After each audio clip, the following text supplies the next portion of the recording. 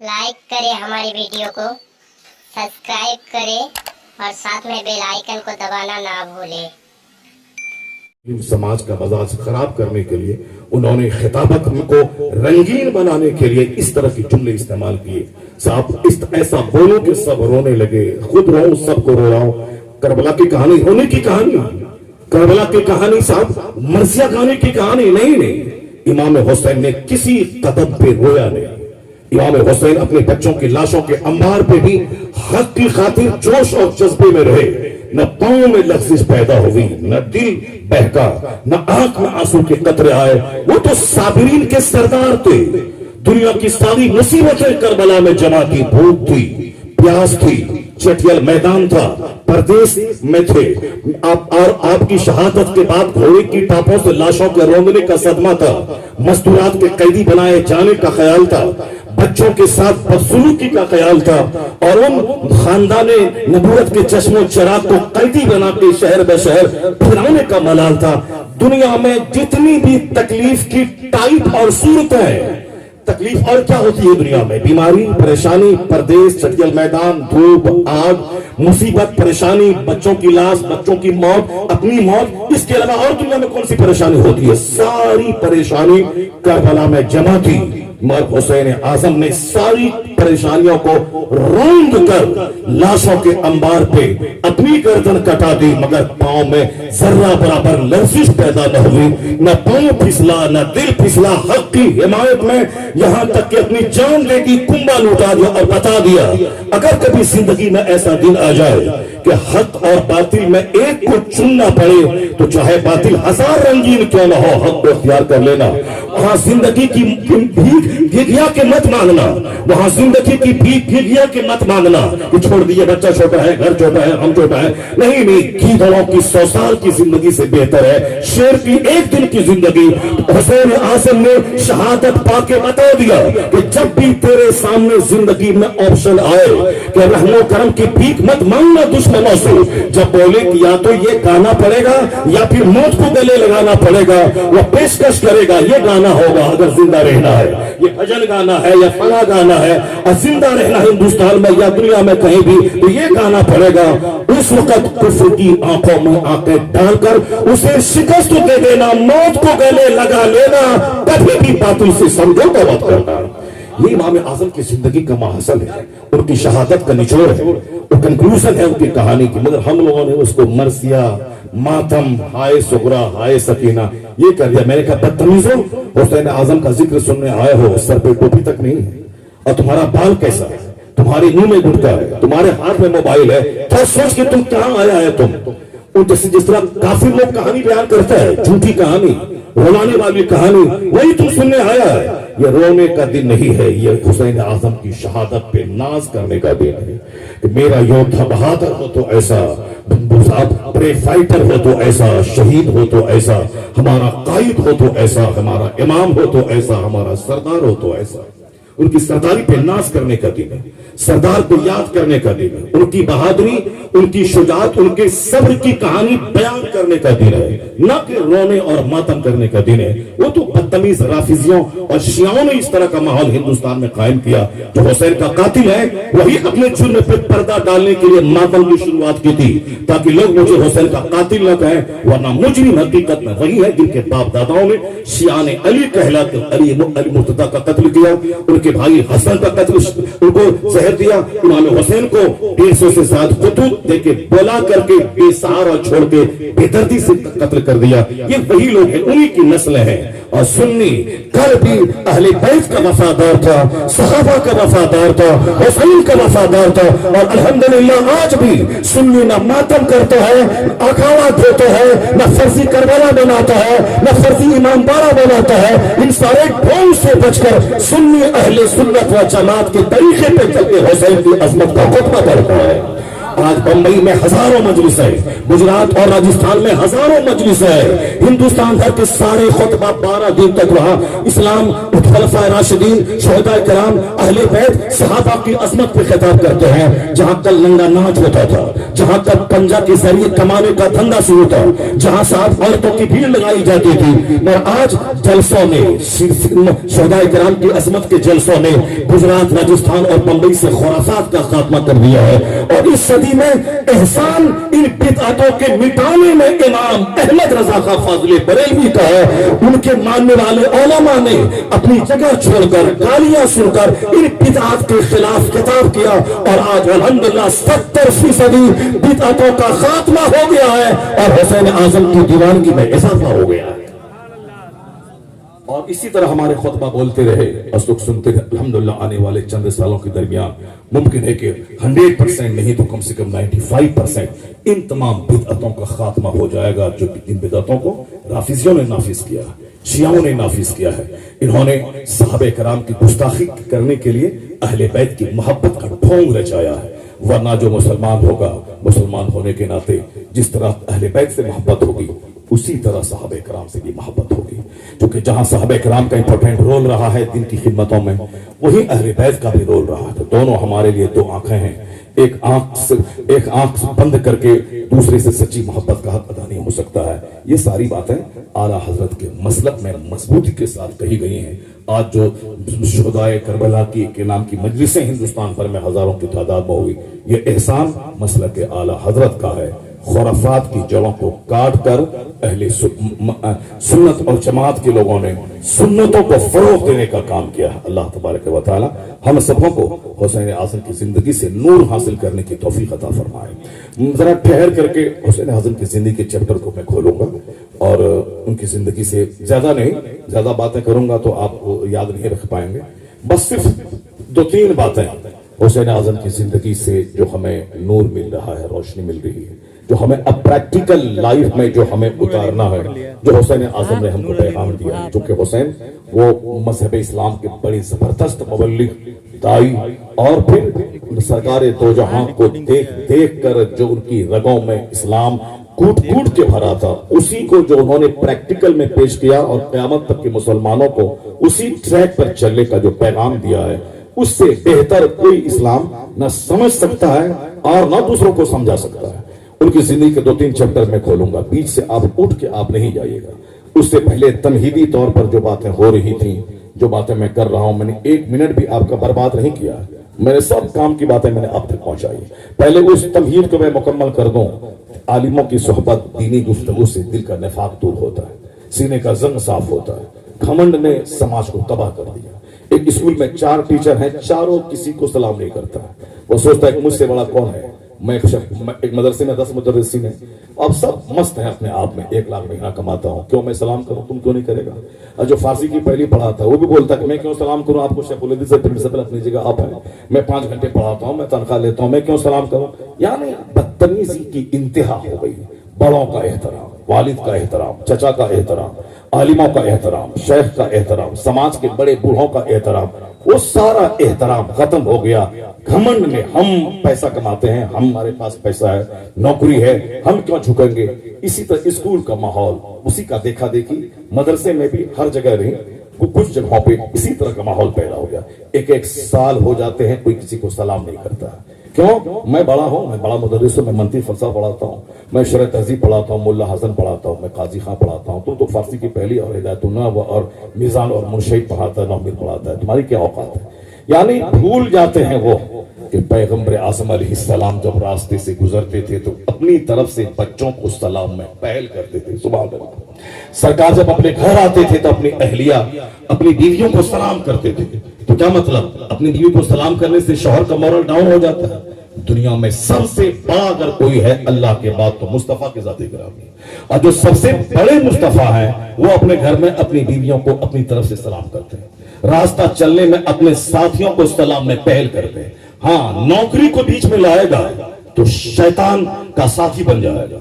अगर दौलत को सामने लाएगा तो मगरूर, मुतकब्बिर, घमंडी हो जाएगा। लेकिन जहां हुजूर की सुन्नत सामने आ गई तो इंसान बन जाएगा, शरीफ बन जाएगा। सरकार की सुन्नतें बीच में आ गई تو سارا غرور چکنا چور ہو جائے گا. جو حضور کی سنت ہے سلام میں پہل کرنا, حضور کی سنت ہے اپنے گھر والوں کو سلام کرنا, حضور کی سنت ہے راستہ چلتے بچوں کو سلام کرنا. سلام میں پہل کر کے تو دیکھو, جو تمہارا چپراسی ہے اگر تم نے سلام میں پہل کیا, وہ چپراسی تمہیں سلام کرنے کا موقع نہیں دے گا. جب وہ جان جائے گا کہ یہ ہمارے اسکول کے صاحب چانسلر ہیں, ہمارے اسکول کے ہیڈ آف ڈپارٹمنٹ ہیں, اس نے مجھ کو سلام کیا ہے, تو آنے والے دن میں سب سے پہلے موقع ڈھونڈ کے وہ سلام کرے گا. لیکن اگر آپ ایٹھے رہے تو وہ بھی ایٹا رہے گا, ڈر کے مارے کی نوکری کہیں کھا سکتا ہے یہ, تو ڈر کے مارے سلام کر دے گا, ثواب کی نیت سے سلام نہیں کرے گا. اسی طرح کے حالات پیدا ہو گئے. اور حضور نے کیا فرمایا ہے ذرا غور سے سنیے, لا يدخل الجنہ من کان فی قلبہ مثقال ذرۃ من کبر. صحیح ستہ کی حدیث ہے, سرکار فرماتے ہیں کہ وہ شخص جنت میں نہیں داخل ہوگا جس کے سینے میں رائی کے برابر گھمنڈ ہوگا. رائی, جس کو آپ رائی کہتے ہیں, کس قدر باریک دانا ہوتا ہے, اس گھمنڈ رہے گا جنت میں نہیں جائے گا. حضور کی بات اپنی جگہ, جینا ہے اپنے حساب سے, اپنے حساب سے جینا ہے, اپنے سے کمزوروں کو ڈرانا اور اپنے سے بڑے پہلوانوں کے سامنے بھیگی بلی بن کے رہنا. یہ ہے صاحب ہیڈ, لیکن یہ ڈائریکٹر کے سامنے گریا کے ہاتھ جوڑ کے کھڑے ہوتے ہیں, اور وہ ڈائریکٹر اپنے سے بڑے کے سامنے ان کا پاؤں تلوا چاٹ لیتے ہیں. دوسروں کے سامنے ہے ایم ایل اے, لیکن وہ ایم ایل اے اپنے منتری کے سامنے پیر چھوتا ہے. صاحب ہیں پورے بہار میں ڈپٹی سی ایم ہے آپ, لیکن صاحب سی ایم کے سامنے کا پیر چھو رہے ہیں. یعنی اپنے سے بڑوں کے سامنے جھک جانا, پیر چومنا, اور چھوٹوں کے سامنے مغرور بن کے رہنا. نہیں, آدمیت وہی ہے کہ سبوں کا احترام, سبوں کو سمان دیا جائے. حضور نے کیا فرمایا کہ جنت میں داخل نہیں ہوگا جس کے سینے میں رائی کے برابر گھمنڈ ہوگا. ایک صحابی نے پوچھا, یا رسول اللہ, ان الرجل يحب ان يكون ثوبه حسنا ونعله حسنا. ایک آدمی کی خواہش ہے کہ میرا کپڑا اچھا ہو, میرا جوتا اچھا ہو, کیا یہ گھمنڈ میں داخل ہے؟ حضور نے فرمایا نہیں, لا لا, اچھا کپڑا پہنا یہ گھمنڈ نہیں, اچھا جوتا پہنا یہ گھمنڈ نہیں. کیا گھمنڈ ہے؟ الکبر بطر الحق وخمت الناس. یعنی گھمنڈ ہے حق بات نہیں ماننا, اور گھمنڈ ہے دوسروں کو حقیر سمجھنا, یہ گھمنڈ ہے. یعنی اب ہزار سمجھائے کہ ایسا مت کرو, مگر وہ اینٹ کے کرے گا. کون ہے بولنے والا؟ میں کروں گا. تم کون ہے سمجھانے والا؟ میں جیسے جیوں گا تو آپ کون ہے سمجھانے والے؟ آپ ان سے بولے کہ نماز پڑھ, بولے گا نہیں پڑھوں گا, ضد میں آ جائے گا. آپ بولے کہ موبائل مت چلاؤ جلسے میں, وہ ہم کو چلا کے موبائل چلائے گا. آپ کون ہے بولنے والے؟ آپ بولتے رہیے ہم کریں گے. سنو, میں کچھ نہیں بولوں گا, بس تمہارا قرآن بولتا ہے, ہمارا قرآن بولتا ہے. کیا بولتا ہے؟ کافروں کی صفت ہے کہ وَإِذَا قِيلَ لَهُ اتَّقِ اللَّهَ أَخَذَتْهُ الْعِزَّةُ بِالْإِثْمِ فَحَسْبُهُ جَهَنَّمَ. کافروں کی کوالٹی بیان کی گئی ہے کہ جب انہیں سے کہا جائے کہ اللہ سے ڈرو تو اسے گناہ کرنے کی ضد چڑھ جاتی ہے. یہ صفت کافرانہ ہے. جب ان سے کہا جائے اللہ سے ڈرو تو اسے گناہ کرنے کی ضد چڑھ جاتی ہے. مومن کی کیا صفت ہے؟ اسی قرآن سے پوچھو, وَذَكِّرْ فَإِنَّ الذِّكْرَىٰ تَنفَعُ الْمُؤْمِنِينَ. اللہ نے فرمایا کہ اے حبیب مسلمانوں کو سمجھائیے, مسلمانوں کو سمجھانا فائدہ دیتا ہے. وَإِذَا سَمِعُوا مَا أُنزِلَ إِلَى الرَّسُولِ تَرَىٰ أَعْيُنَهُمْ تَفِيضُ مِنَ الدَّمْعِ. جب وہ اللہ کی آیتوں کو سنتے ہیں تو ان کی آنکھیں بھیگ جاتی ہیں. وَتَقْشَعِرُّ مِنْهُ جلود, ان کے چمڑے, ان کے رونگٹے کھڑے ہو جاتے ہیں, ان کا دل نرم ہو جاتا ہے. یہ مومن کی صفت ہے کہ جب اللہ کا کلام, اللہ کے رسول کی بات سنے تو دل نرم ہو جائے. اے بابو کہاں جا رہا؟ بیٹھو بیٹھو بیٹھو بیٹھو بیٹھو. لطیفہ سنے گا کیا؟ لطیفہ بولوں, لطیفہ بولوں, کہانی بولوں, قصہ بولوں, نمک مرچ لا کے 1 گھنٹہ تک ایک کہانی کو گھما گھما کے بولوں. آج کل کہانی لوگ بول رہا ہے, قصہ بول رہا ہے, اسی کہانی کہنے والے کو بلا رہا ہے. حضرت حسن بصری جب خطاب کرتے تھے, مولا علی آئے بصرہ میں تو سارے خطیبوں کا ممبر پھینکوا دیا, نہیں تقریر کرے گا. جتنا بھی قصہ کہنے والا تھا, کہانی بولنے والا تھا, سب کا ممبر اٹھا کے پھینکوا دیا. صرف ایک ممبر حسن بصری کا رہنے دیا جو حقیقت میں قرآن اور حدیث بیان کرتا تھا. کہانی سن رہا ہے, قصہ سننے کے لیے آیا, لطیفہ سننے کے لیے آیا. کہانی قصہ مت سن, مصطفیٰ کی ایک حدیث سن اور چلا جا. اللہ کے کلام کی ایک آیت سن, چلا جا. قصہ کہنے والوں پر صاحب پورا دھمال مچا ہوا ہے. کہانی کہنے والا, قصہ کہنے والا, نمک مرچ لگا لگا کے ایک کہانی کو 1 گھنٹے تک دہرانے والا, اسی کو بلایا جا رہا, اسی کو صاحب سنا جا رہا. قرآن حدیث کوئی سننے والا نہیں.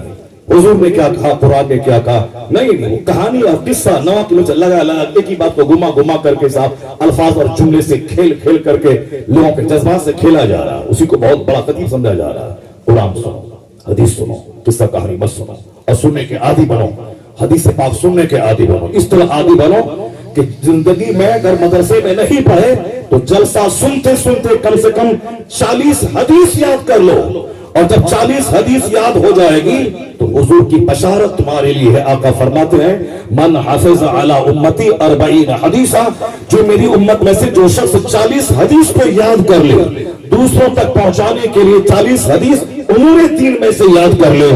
आका फरमाते हैं, बअसहुल्लाहु फकीहन यौमल क़ियामा व कुन्तु लहू शाफ़िअन व शहीदा, अल्लाह उसे क़यामत के दिन आलिमों की जमात में उठाएगा और हुजूर कहते मैं उसके लिए शफाअत करूंगा, मैं उसके लिए गवाही दूंगा। यहाँ 80 साल हो गए तकरीर सुनते सुनते, एक हदीस हुजूर की जबान में उनको याद नहीं है।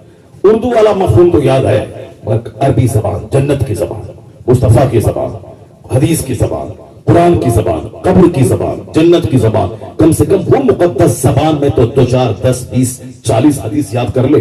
जब रूसों के कौल याद हो सकते हैं, जब साहब एरिस्टोटल के कौल याद हो सकते हैं, इब्राहिम लिंकन की democracy is the government of the people, for the people, by the people, ये याद हो सकता है। गांधी जी का मकूला याद हो सकता है, एपीजे अब्दुल कलाम का वो कौल याद हो सकता है, चार्ली चैपलिन जो ब्रिटिश फिल्म स्टार है उसका कौल याद हो सकता है, I like to walk in the rain nobody can see my tears. जब तुम उनके कौल को याद कर सकते हो तो फिर सरकार की हदीस क्यों नहीं याद कर सकते? मगर चूंकि तवज्जो नहीं गई है, वो दिल नहीं गया है, ध्यान नहीं गया है, इसलिए जिंदगी खत्म हो गई। एक हदीस मुस्तफा की जबान में याद नहीं हो सकी। जब जलसे में बैठो तो कुरान सुनो, कुरान से बेहतर कोई कलाम नहीं। नबी की हदीस सुन, अल्लाह के बाद मुस्तफा से ज्यादा कीमती बात किसी की नहीं। जिस तरह खुदा लाजवाब, मुस्तफा लाजवाब, मुस्तफा की सारी बातें लाजवाब। हाथ उठा के बोलो जोर से ला इलाहा इल्लल्लाह, जोर से बोलो सुभान अल्लाह, वरना शैतान बैठ करके नींद की आगोश में लेके चला जाएगा। अब औने लगेंगे, आप औंधे नहीं, इसीलिए से नींद को भगाने के लिए आप हरकत करते रहे, अपने हाथ को उठाएं, सुभान अल्लाह बोलते रहें। अभी तो बहुत लंबी तकरीर सुननी है, बहुत सारी बातों को सुननी है, तो आप बिल्कुल आप सुनते रहें और फिर अल्लाह तबारक व तआला आपको इससे एक नूर अता करे कि जब यहाँ से उठ के जाएं रहे आपके पास 5 करोड़ की कार, लेकिन आपका दिल मिस्कीन जैसा हो जाए, तू किसी दूसरे को हकीर नहीं समझता। हुजूर ने क्या फरमाया? नहीं, अच्छा कपड़ा पहना घमंड नहीं, अच्छा जूता पहना घमंड नहीं है। कहा कि अल्लाह जमील है, इन्नल्लाह जमीलुन युहिब्बुल जमाल, अल्लाह जमील है, खूबसूरती को पसंद फरमाता है। सुभान अल्लाह, यानी सफाई सुथराई, अच्छा कपड़ा पहनना, अच्छा जूता पहनना, अल्लाह जमील है, जमाल को पसंद करता है। घमंड है कि जहां रेड एंड चीफ की चप्पल पहने और दूसरे एक्शन वाले जूता पहनने वाले क्या ये पहनेगा मेरे सामने, इसकी क्या औकात है। जहां सियाराम और टीजाम और साहब कीलर कंपनी की का शर्ट पहने और वो साहब जनरल कपड़ा सूरत और बम्बई का कपड़ा पहनने वाले को ये क्या पहनेगा, ये है घमंड। कार पे चला, पैदल चले, इसकी क्या औकात है जो मुझसे आंख मिलाएगा, ये है घमंड। और घमंडी जन्नत में नहीं जाएगा। हाँ, 50 करोड़ की कार पे बैठने के बाद पैदल चलने वालों को भी वही सम्मान आपने दिया कि बहैसियत आदमी मुझमें क्या फर्क है। और फिर जब वो भी आदमी है, मैं भी आदमी हूं, फिर घमंड किस काम का? गाड़ी उसके लिए रोक देना, उसको अपने पास बैठा लेना, मोहब्बत की बातें करना, ये घमंड नहीं है। 50 करोड़ की गाड़ी पे आप चले और हक बात नहीं मानना, ये घमंड है। दूसरों को हकीर समझना, ये घमंड है। जब भी समझाया जाए नॉर्मल हो जाए, जब भी समझाया जाए बिल्कुल फौरी विल ऑफ अल्लाह, अल्लाह की मर्जी के सामने सरेंडर कर दे, surrender to the will of अल्लाह। ये है मोमिनाना सिफत। मोमिन अकड़ता नहीं है, मोमिन नॉर्मल हो जाता है।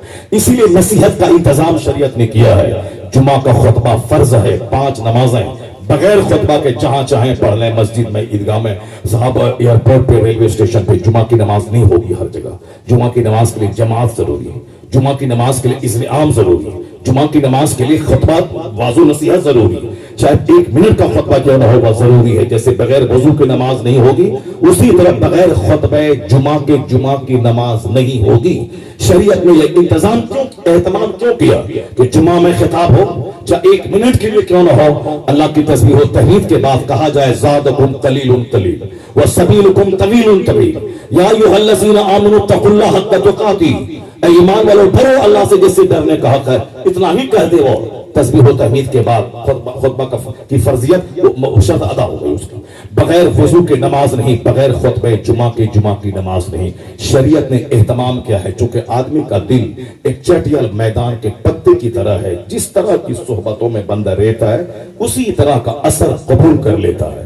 چاہے بڑا سے بڑا پڑھا لکھا آدمی ہو یا جاہل دی گریٹ ہو، ہر آدمی اثر قبول کرتا ہے. ہم لوگ بھی اگر بمبئی میں ارب پتی کے گھر میں جاتے ہیں، کبھی ان کا گھر دیکھتے ہیں تو سینہ ہل جاتا ہے. وہاں سے آنے کے بعد لگتا ہے کہ کم سے کم اس کا 10% بھی میرے گھر میں ہو. ابھی 10 دن میں نہیں 8 دن پہلے بنگلور میں ایک شخص نے جمعہ کا خطاب میرا سنا.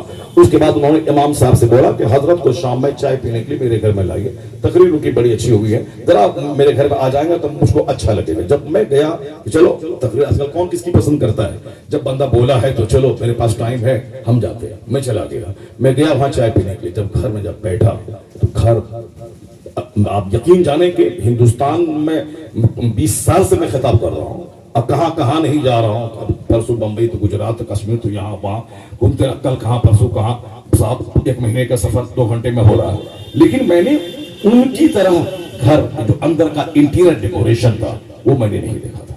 سارا سامان دبئی، سعودی عربیہ، چونکہ اس کا بزنس باہر سے ہے، اس قدر گھر میں انہوں نے پیسے لگایا تھا، کروڑوں روپے صرف انٹیریئر پہ، صاحب دروازے پہ اور قالین پہ، صوفہ پہ اور صاحب برقی قمقمے پہ. میں دنگ رہ گیا، نگاہیں میری جھک جاتی تھی، کیا خرچ کیا ہے. اس کے بعد جب لوٹا تو مجھ کو بھی کہیں اندر سے لگا کہ نہیں اس ٹائپ کا کم سے کم اسی سے میل کھاتا ہوا کچھ ہو میرے گھر میں. اس کے گھر میں 10-10 لاکھ کا جھومر ہے تو کم سے کم 5,000 کا ہی صحیح میرے گھر میں بھی جھومر ہو. اس کے گھر میں صاحب 2 لاکھ روپے کا فریج ہے، میرے گھر میں کم سے کم 15,000 20,000 روپے کا ایک فریج ہو. ابھی تو صاحب معمولی 10,000 روپے کی فریج ہے، مگر نہیں، اب اس کو بیچ دوں گا، پھینک دوں گا، دوسرے کو دے دوں گا. 25,000 والا 50,000 والا لمبا فریج لاؤں گا. وہ بولا کہ 200 250 200 kg اس میں گوشت پھینک دیں آپ، وہ سب سما جائے گا. اتنا بڑا صاحب اس کے پاس یہ سب سامان ہے.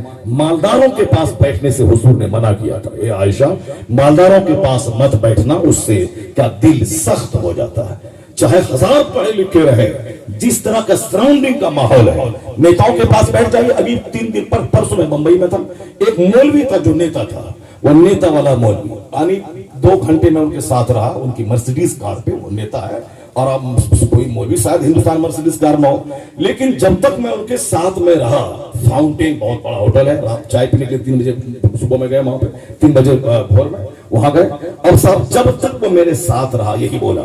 وہ جو مالیگاؤں کا سی پی ہے وہ میرا دوست ہے، وہ جو مہاراشٹر کا وہ جو سی ایم ہے، منتری، وہ میرا دوست ہے.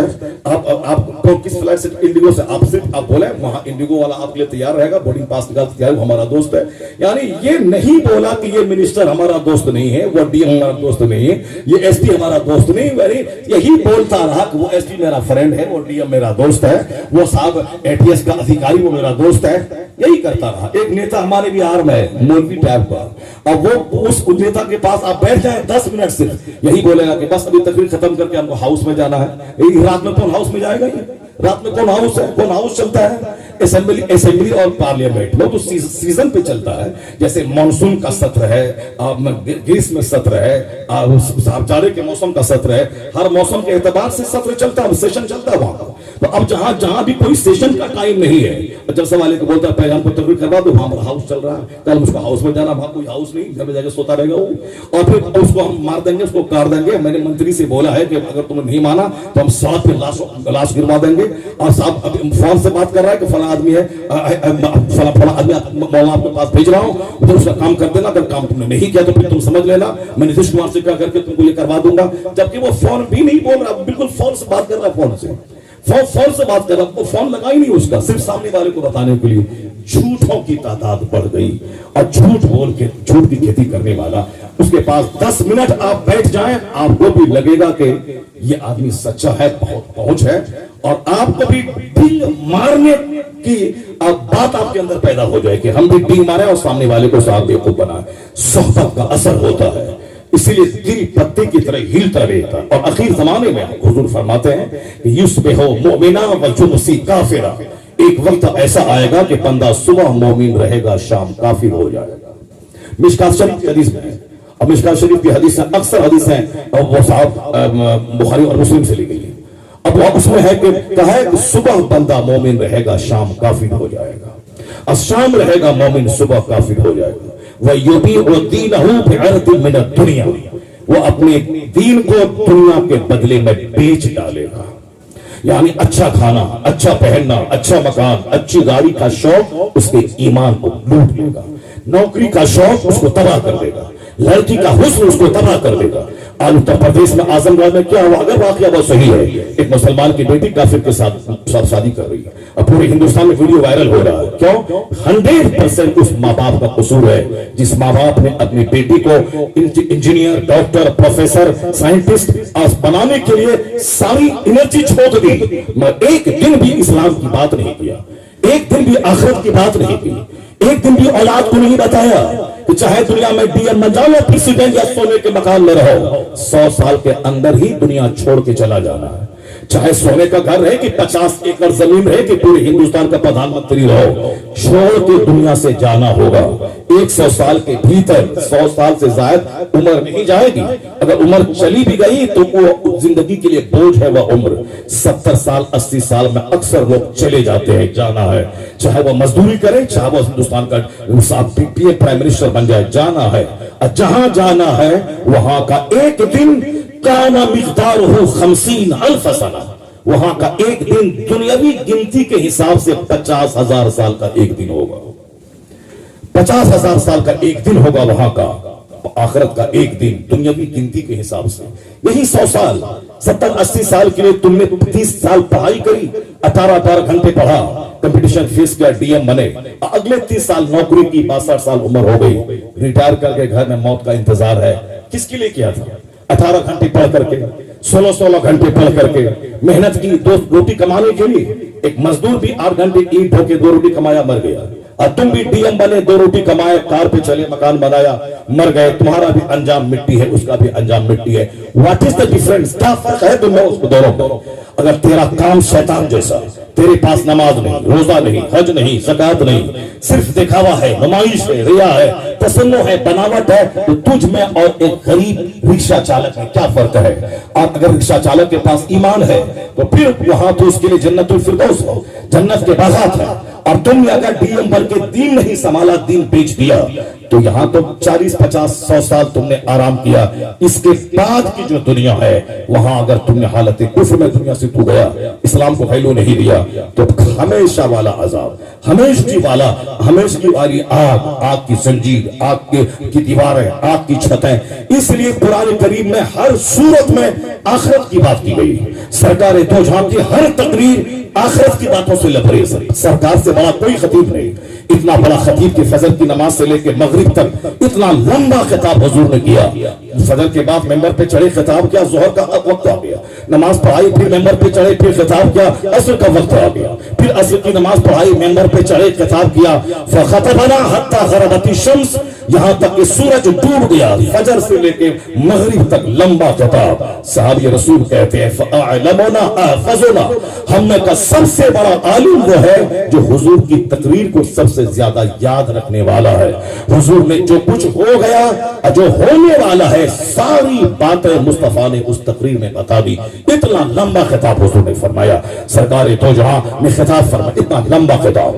خطاب لمبا بھی ہوتا ہے، خطاب چھوٹا بھی ہوتا ہے. اور اس خطاب میں یہاں تک کہ جنتی جنت میں داخل ہو گیا، جہنمی جہنم میں چلا گیا، اور پھر وہاں تک کی ساری باتیں مصطفیٰ نے بتا دی.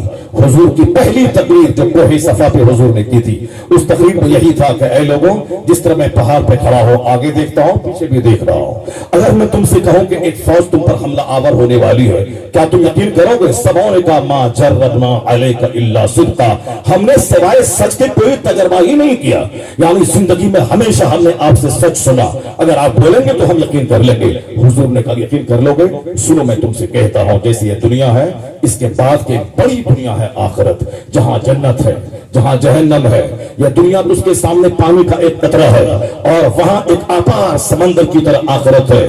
وہاں کی جنت، وہاں کی بہار، وہاں کی بھلائی اس کے لیے ہے جو دنیا میں ایمان لائے گا، مجھ کو نبی مانے گا، اور پھر اللہ رب العزت کی بات مانے گا، نیک بن کے رہے گا، اس کے لیے سدا کی جنت ہے۔ یعنی پہلی تقریر میں مصطفیٰ نے آخرت کی بات کی، جنت کی بات کی، اور حضور کی ساری تقریروں میں جنت کی بات، جہنم کی بات، جہنم سے بچنے کی بات۔ آج ہماری گفتگو گھر میں صرف فلاں ڈی ایم بن گیا، فلاں صاحب سائنٹسٹ بن گیا، فلاں سعودی عرب چلا گیا، وہاں سے خرید کر کے 50 کروڑ روپے انہوں نے کما لیا، ایک کار خرید لی، مکان بنا لیا، زمین خرید لی، فارم ہاؤس بنا لیا، مارکیٹ کمپلیکس بنا لیا۔ یہی ساری باتیں بچوں کے دماغ میں ڈالتا ہوں، اور بچوں کے دماغ میں کیا ہوتا ہے؟ آدمی وہی ہے جو زیادہ کماتا ہو، آدمی وہی ہے جس کے پاس زیادہ پیسہ ہو۔ میں نے کہا تھا کہ مووی کے چکر میں مت پڑنا، مووی کے چکر میں پڑے گا تو داڑھی